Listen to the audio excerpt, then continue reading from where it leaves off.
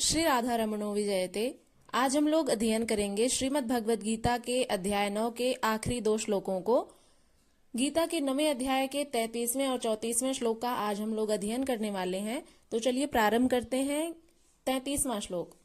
किम पुनर्ब्राह्मणा पुण्या भक्ता राजर्षयस्तथा अनित्यं सुखम लोकम इमं प्राप्य भजस्व माम।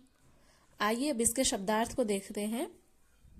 इसका शब्दार्थ है किम अर्थात क्या, पुनः अर्थात फिर, ब्राह्मणाः अर्थात ऋषियों, पुण्यः अर्थात पुण्यशील, भक्तः अर्थात भक्त, राज ऋषयः अर्थात साधु और राजा, तथा अनित्यम अर्थात जो नित्य नहीं है, जो क्षण भंगुर है, वह असुखम यानी आनंद रहित, सुख रहित, लोकम यानी संसार को, इमम माने यह, प्राप्य यानी प्राप्त करके, भजस्व माम मेरे भक्ति में संलग्न। यह रहा शब्दार्थ। आइए अब इसके अनुवाद को जानते हैं। मित्रों, इसके अनुवाद को बताने से पूर्व हम यह बताना चाह रहे हैं कि जैसा कि हम सभी को पता है, गीता में कुल 18 अध्याय तथा 700 श्लोक हैं, जिसमें से आज हमारा गीता का जो 9वां अध्याय है वह भी कंप्लीट हो जाएगा। उसको हम लोग पूरा पढ़ लिए हैं और यहाँ तक आप सभी मेरा साथ दिए हैं। आप सभी का बहुत बहुत धन्यवाद। आगे भी ऐसे अपना साथ दीजिएगा और अपने जितने भी मित्र हैं या जितने भी आपके सुहृद जन हैं उन तक यह वीडियो पहुंचाइएगा, ताकि गीता के ज्ञान का प्रकाश प्रसार हो सके। जैसा कि हमारा उद्देश्य है कि गीता के 18 अध्याय और 700 श्लोक को इतने आसानी से समझा दें हम, ताकि आपके हृदय में गीता उतर सके और उसके ज्ञान से आपके हृदय में जो भी अंधकार है वह दूर हो जाए। ऐसा हमारा प्रयास है। तो चलिए प्रारंभ करते हैं गीता के 9वें अध्याय का 33वां श्लोक, उसका अनुवाद। भगवान श्री कृष्ण ने कल तक के अनुवाद में कहा था कि हे पार्थ, इसमें जो स्त्री, वैश्य, शूद्र तथा पाप योनि, चांडाल आदि जो कोई भी हो, वे भी मेरे शरण होकर परम गति को ही प्राप्त होते हैं। यहाँ तक हमने पढ़ा था, यानी कोई भी हो, चाहे वह स्त्री हो, पुरुष हो, वृद्ध हो, बालक हो, कोई भी हो, लिंग जाति का कोई भेद नहीं है। हर मनुष्य जाति भगवान की आराधना कर सकते हैं, भगवत प्राप्ति कर सकते हैं। ऐसा भगवान श्री कृष्ण ने स्वयं गीता के 9वें अध्याय के 32वें श्लोक में कहा है।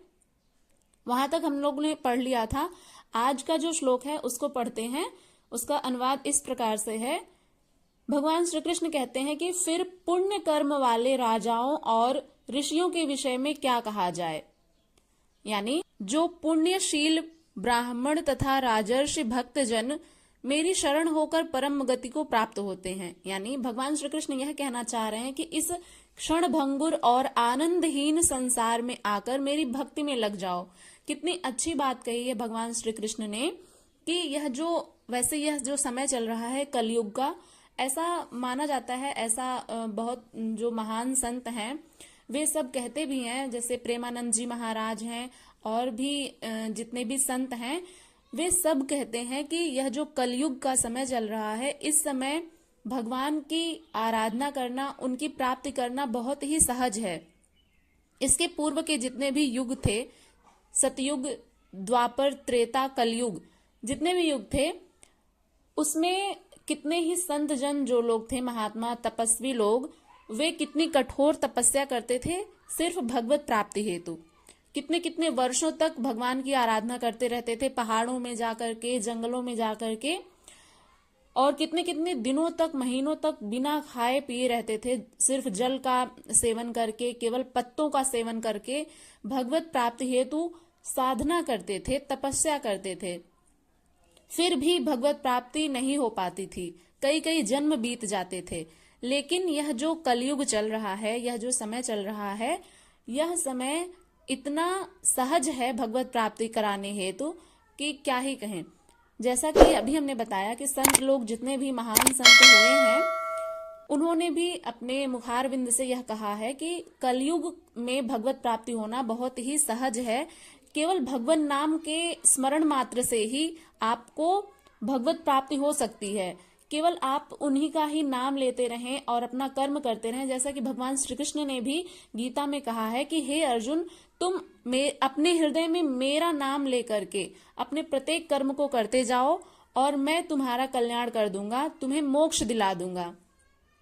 तो वही हमें भी करना है मित्रों। तो आइए समझते हैं गीता के 9वें अध्याय के 33वें श्लोक के अनुवाद को।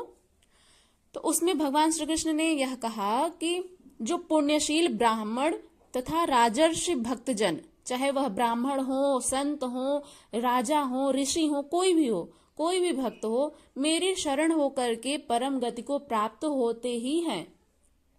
इसलिए तुम सुख रहित और क्षणभंगुर, यह जो संसार है मित्रों वह सुख रहित है। क्यों सुख रहित है? यहाँ पर लोग सुख की कामना करते हैं कि हमें सुख मिल जाएगा। अरे जब यह सुख रहित संसार है, भगवान खुद कह रहे हैं कि यह संसार सुख रहित है, तो फिर आप क्यों चाहते हैं, क्यों आपके मन में यह कामना है कि आपको सुख मिलेगा? यह क्षणभंगुर है, वह सुख मिलेगा भी तो वह क्षणभंगुर रहेगा, कुछ समय तक रहेगा, फिर वह नष्ट हो जाएगा। इसलिए भगवान श्री कृष्ण ने कहा है कि सुख रहित और क्षणभंगुर, इस संसार का कोई ठिकाना भी नहीं है, कब प्रलय आ जाए और सब कुछ जलमय हो जाए, जलमग्न हो जाए, कब भगवान शिव अपनी तीसरी नेत्र खोल दें तो सब कुछ, सारी सृष्टि विलय हो जाएगी। इसीलिए भगवान श्री कृष्ण ने कहा है कि यहाँ पर जो संसार में सुख रहित और क्षणभंगुर जो सांसारिक मनुष्य निवास करते हैं, इस मनुष्य शरीर को प्राप्त होकर के, जैसा कि हमने अभी कहा कि जैसे देवता लोग भी मानव योनि में जन्म लेने को तरसते हैं। क्यों? क्योंकि एकमात्र मानव योनि ही ऐसी है जिसमें भगवान की आराधना करके उन्हें पाया जा सकता है। इसलिए मनुष्य शरीर को प्राप्त होकर निरंतर मेरा ही भजन करो। तो अब जब भगवत प्राप्ति हेतु यह मनुष्य शरीर मिला है तो हमें निश्चय ही अपना पूरा प्रयास करना चाहिए, क्या पता भगवान की प्राप्ति हो जाए। तो चलिए मित्रों, अब अगले श्लोक की तरफ बढ़ते हैं, गीता के 9वें अध्याय के 34वें श्लोक को, और आखिरी श्लोक है आज का। गीता के 9वें अध्याय का 34वां और आखिरी श्लोक इस प्रकार से है, मन्मना भव मद्भक्तो मद्याजी माम नमस्कुरु मामे वैश्यसि युक्त्वैव आत्मानं मत्परायणः। आइए अब इसके शब्दार्थ को देखते हैं, फिर इसके अनुवाद को जानने का प्रयत्न करेंगे। इसका शब्दार्थ है मत मनः अर्थात मुझमें मन वाला, भव अर्थात हो, मत अर्थात मेरे यानी श्री कृष्ण के, भक्तः यानी भक्त, याज यानी उपासक, माम यानी मुझे, नमस्कुरु यानी नमस्कार करो, माम यानी मुझे यानी श्री कृष्ण को, एव माने निश्चय ही, एष्यसि यानी तुम आओगे, युक्त्वा अर्थात मुझसे युक्त होकर, एवं माने इस प्रकार, आत्मानम यानी अपने मन और शरीर को, मत परायणः मुझे समर्पित करके। मित्रों यह रहा शब्दार्थ। आइए अब इसके अनुवाद को जानते हैं। मित्रों भगवान श्री कृष्ण इसके अनुवाद में कहते हैं, सदैव मेरा चिंतन करो, मेरे भक्त बनो, मेरी पूजा करो और मुझे नमस्कार करो। अपने मन और शरीर को मुझे समर्पित करके तुम अवश्य ही मेरे पास आओगे, यानी मुझे ही प्राप्त हो जाओगे। तो आइए अब इसके अनुवाद को, जैसा कि हम लोग हर श्लोक के अनुवाद को बहुत ही आसानी से समझने का प्रयत्न करते हैं, तो इसको भी सरलता से व्याख्यायित करेंगे हम। चलिए समझते हैं। भगवान श्री कृष्ण कहते हैं कि मन मना भव मद्भक्तो, यानी मुझ में मन वाला हो वो, यानी तुम्हारा मन जो है वह मुझ में ही रमण करे, मुझ में ही रहे। अनन्य मनसा एक शब्द आया था इसी अध्याय में, एक श्लोक में, मन अनन्य मनसा यानी अनन्य मन से, जिनका मन केवल एक ही जगह स्थित हो और कहीं भटके ना, उसे कहते हैं अनन्य मनसा, अनन्य मन वाला। तो यहाँ पर भगवान श्री कृष्ण यही कहना चाह रहे हैं कि मुझ में मन वाला हो, यानी मुझे छोड़कर किसी अन्य देवी देवता की आराधना ना करो और मेरे भक्त बनो, मेरी पूजा अर्चना करो और मुझको प्रणाम करो, मुझे नमस्कार करो। इस प्रकार आत्मा को और शरीर को मुझ में नियुक्त करके अब जैसे हम जब भगवान श्री कृष्ण की आराधना करेंगे तो उन्हीं में ही अपने आत्मा, अपने शरीर को अपने तन मन धन से, जैसे कहते हैं ना, तन मन धन से किसी कार्य में जुट जाना, तो उसी प्रकार से जब अपने पूरे समर्पण के साथ, पूरे भाव के साथ, पूरे श्रद्धा के साथ तन मन धन से युक्त होकर के जब हम भगवान श्री कृष्ण की आराधना करेंगे तो क्या होगा? भगवान श्री कृष्ण कहते हैं आगे, इस प्रकार अपनी आत्मा को मुझ में नियुक्त करके मेरे परायण होकर तुम मुझे ही प्राप्त होगे। अब जैसा कि भगवान श्री कृष्ण स्वयं कह रहे हैं तो ऐसा संभव ही है। तो हमें भी यह पूरा प्रयास करना चाहिए कि अपने प्रत्येक कार्य को करते हुए, भगवान का स्मरण करते हुए, अपने चित्त में भगवान की छवि को बसा करके अपने कार्य को करना है। तो मित्रों, हम लोग भी ऐसा प्रयत्न करेंगे और हम तो करते ही हैं, पूरा प्रयास करते हैं कि भगवान का स्मरण करके अपने प्रत्येक कार्य को करते रहें।